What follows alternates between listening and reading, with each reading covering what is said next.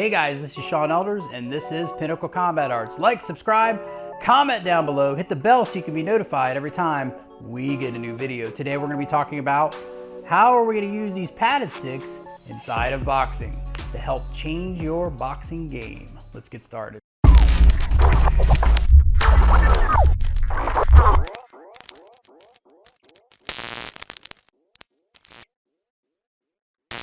A person's punch is clocked to be about 49 miles an hour. The end of a stick being swung can go up to 150 miles an hour. The idea is that the people that were training with weapons, training with sticks, their eye speed, hand coordination, and their ability to be able to see and redirect and deal with fast movements was more efficient.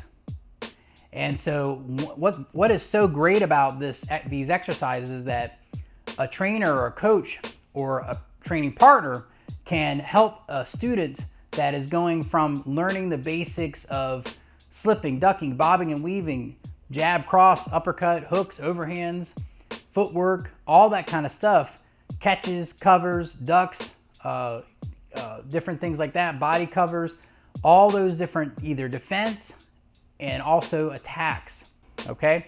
So with that being said, showing you guys a couple different things on how we use this. He gets into his fighting stance. And so when I want to do, if I wanted to throw a jab, okay, I would throw that jab just like this. And so you're going to go right to the head, but you can use the stick. So I'll just take my stick like this and I'll come forward, see that? And I'll do like this, like I'm knighting him, okay? That's one way. The other way is to go to do a thrust. Now, when you thrust, you need to make sure that you're pretty accurate because you don't want this to go right towards their eye. You want to go towards their chin. Just like when you box, you want to make sure that you're doing the same thing.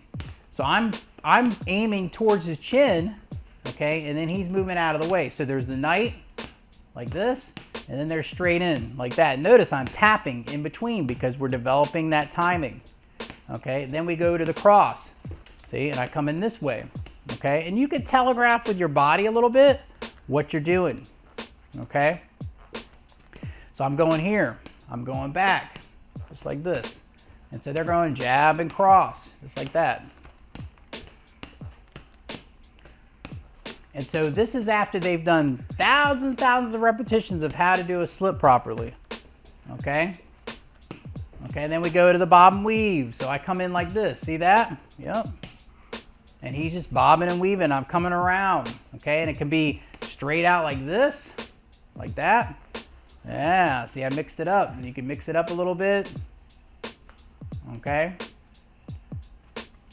And you can do what I call the heaven, or not the heaven, go and get in the fighting stance, the rainbow. You can do like a rainbow kind of motion like that, or you can go straight out like that, boom, boom.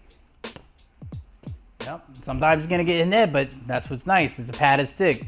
He's gonna develop that level of confidence. See? Okay, and so that's bob and weave. Then you can combine those three together. So you have slip to the here and slip here, bob and weave, slip, slip, bob and weave, slip, slip, bob and weave, slip, slip, bob and weave. And so that's another thing. And then you can add in combinations too. So you can slip and you go cross, hook, cross, one and go pop. Yep, cross, hook, cross, yep. So bop, yep. And so this is a smaller target than a focus mitt, yep.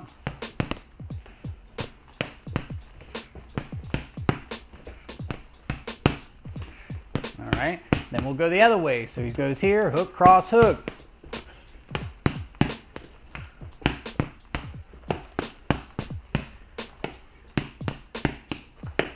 Yep.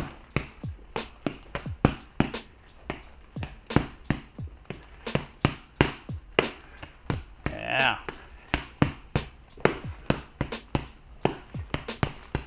All right, good. So then we can go bob and weave. We bob and weave like this. Yep.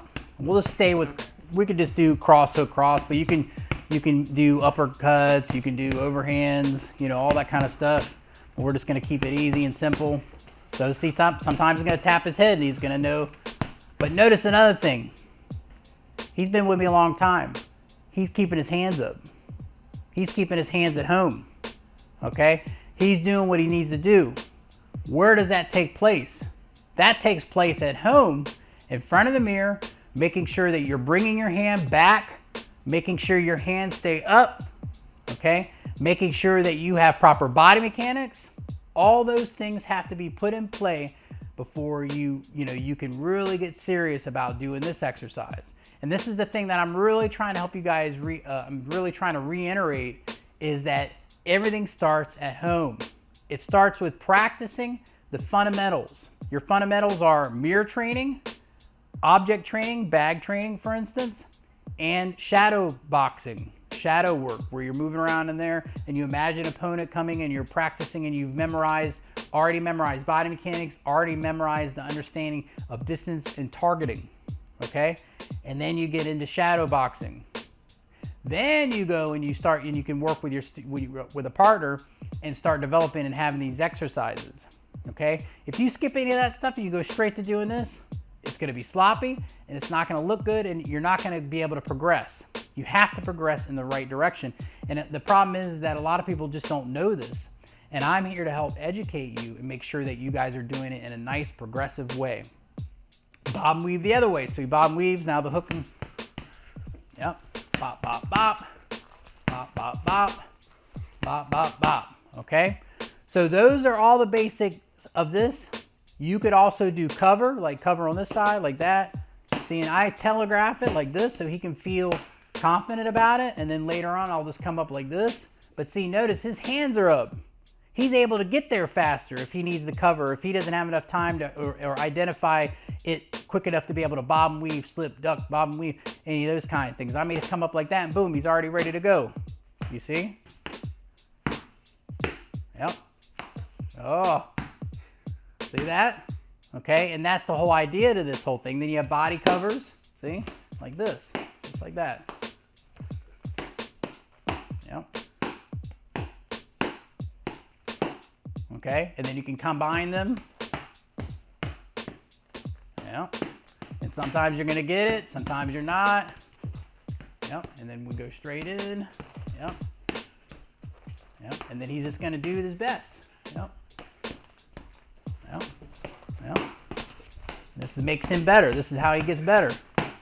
And the other aspect of this is that in your mind, when you're training and you're the one being fed, it's okay to get hit. That's part of the process of it. Don't let it, ruin your day and all this other stuff. You have to make it happen. You have to be okay with it. This is a part of the training. This is what makes you better. Okay? This is, the more you fall and get up, the stronger you will be. Okay? And this is a very important principle to all of your training. So I hope this helped. I'll see you guys next time. If you're coaching somebody that's brand new, obviously the main thing is you want to make sure that they have a good structure. You want to make sure that they're holding your hands upright and you're making sure that they're able to respond correctly.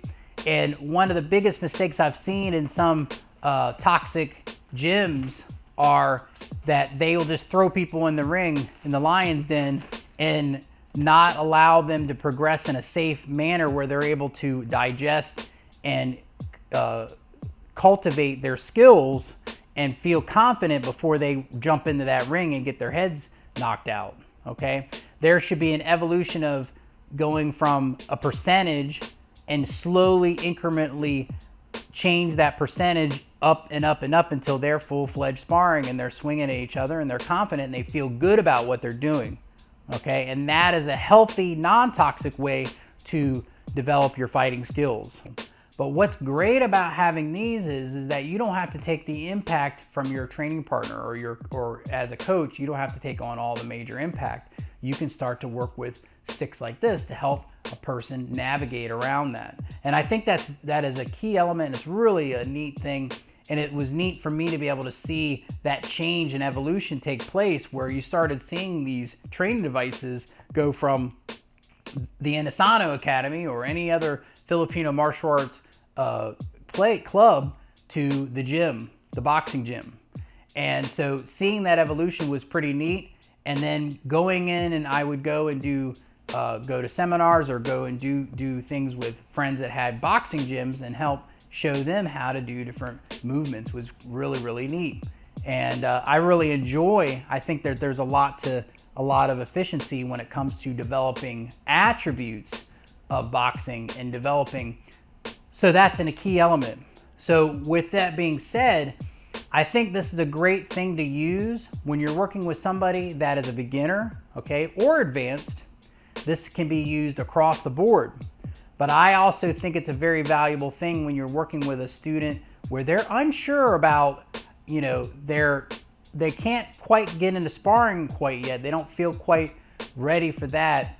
And you as a coach, you have to also have that discernment that you should decide when they're ready to start sparring, because they're able to efficiently be able to identify the attacks, okay, and be able to respond to those attacks appropriately. So their line memorization, being able to identify attacks and being able to identify openings is a key element to this training.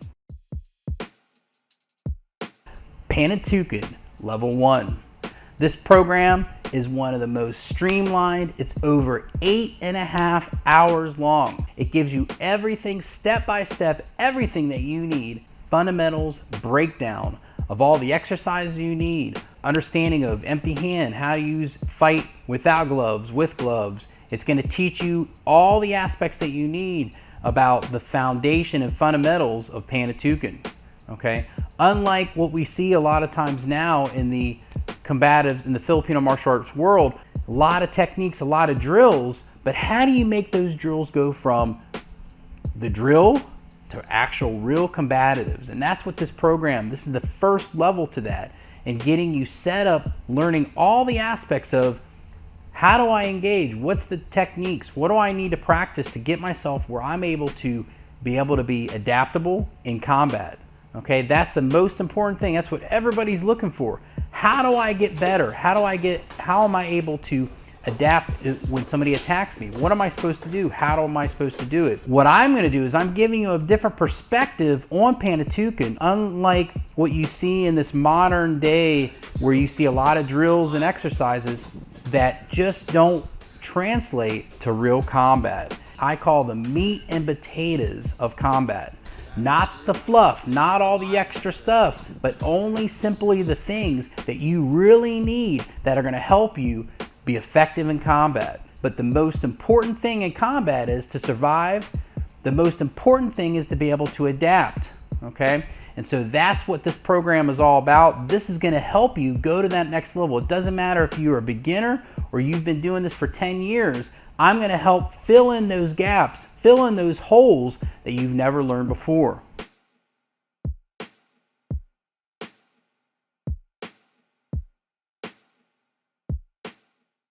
Go to our website, pinnaclecombatarts.com. There you can find out more about what I do and the classes that I provide. Thank you guys so much for your support, and have a great day.